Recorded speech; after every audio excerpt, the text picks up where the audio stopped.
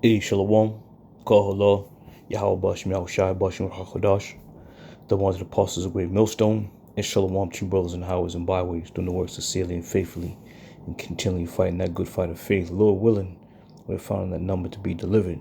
But until then, we're going to come out and continually push the word of Yahweh Bashim Yahushai, all right, to the masses. Whether you be friend or foe, who can resist the word of Yahweh Bashim Yahushai? All right, so here you see in the picture here, pretty much what the lesson is going to be about. The great supper, the great feast of the Lord Almighty. All right, and that feast is spoken of in the book of Revelation 19. We're going to go right to it. Okay, and this is something we really don't talk about too much, but you know, if you really think about it, those who we see, you know, these leaders of the earth who we see, you know, going back and forth on news, this, that, this is what's coming from. All right. So I'm going to get right to the points here. I'm not going to make it too long, but I'm going to start at verse 17, Revelation 19 and 17. It says, "And I saw an angel standing in the sun, and he cried with a loud voice, saying to all the fowls that fly in the midst of heaven, come and gather yourselves together unto the supper of the great power." All right. Come and gather yourselves together until the supper of the great power. All right. And what is the Lord serving up for these fowls of the air? What's on the menu? Well, let's read on. All right. Verse 18. "That ye may eat the flesh of kings, and the flesh of captains, and the flesh of mighty men, and the flesh of horses, and of them that sit on them, and the flesh of all men, both free and bond, both small and great." Okay, so that's what the Lord is serving up for the fowls of the air, the flesh of men. All right, along with other types of animals and bodies. It's going to be a great day for the fowls of the air. All right. The Lord is perfect in all his ways, man. He's perfect in all his ways. And though it may not seem, you know, as if these elites and the kings of the earth, though it may not seem that this is coming from, but this is what they got to look forward to. Okay? This is exactly what they got to look forward to.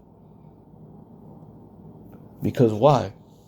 Because they've led themselves to be put in this position. And all the things that are written in these scriptures are faithful and true. Do you think for 1 minute any of these people think that they're going to be, you know, a meal for a bird that's going to come down upon them?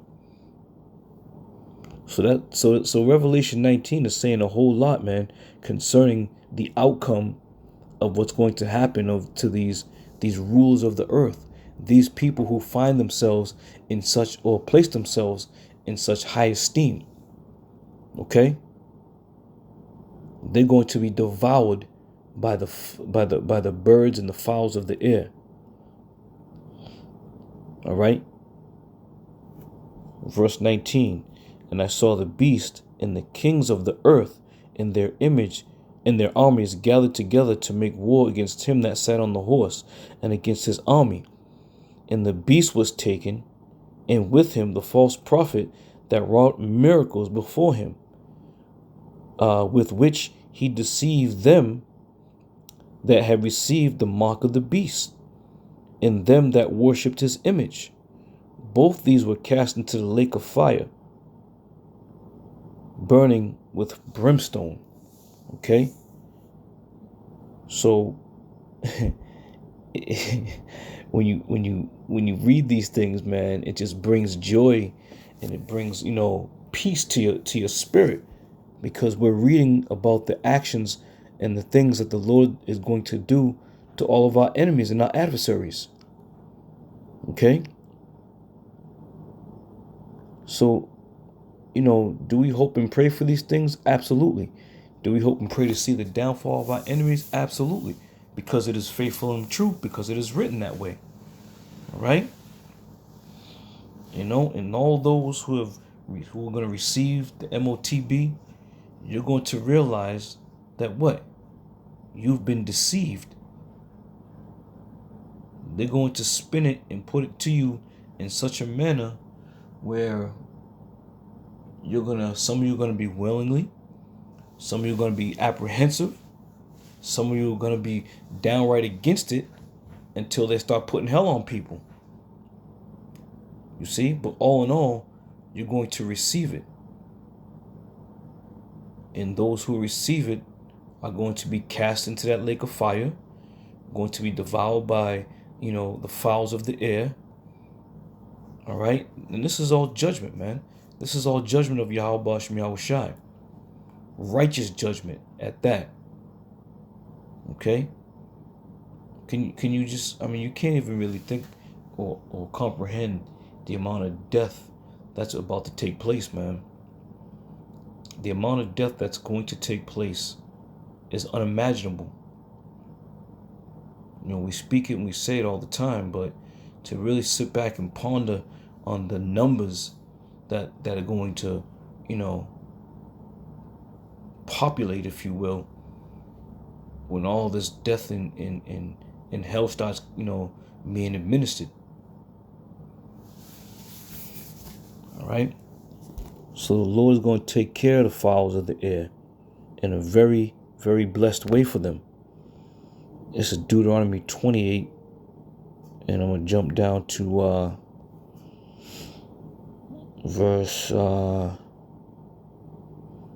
I'll jump down to verse 20. Let me see. The whole chapter is good. Now, these curses from Deuteronomy 28 chapter, these curses were the curses that were meant for Israel. All right? But as we know, because because our enemies have, taken this word for themselves, they're going to be judged by this word. All right? So what we're reading now is the curses that are laid upon Israel, that were laid upon Israel, but they're going to befall upon our enemies as well. Let me start at verse 25. He says, "And the Lord shall cause thee to be smitten before thy enemies, and thou shalt go out one way against them, and flee 7 ways before them, and shall be removed into all kingdoms of the earth." Now that happened to Israel. All right? And you can't even begin to